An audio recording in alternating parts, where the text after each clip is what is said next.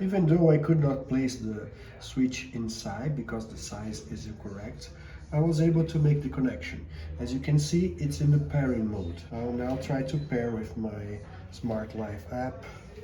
I'll add the sub-device. Now it found the device. I'll please conclude. As you can see, as I press a button here, the buttons I correctly identified here at the app. But the problem is the opposite way is not working. As I press the buttons here, nothing happens.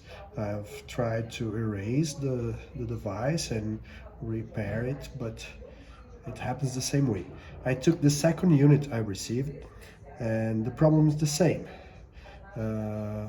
I have several devices nearby, and I can guarantee the device signal is good, as you can see here.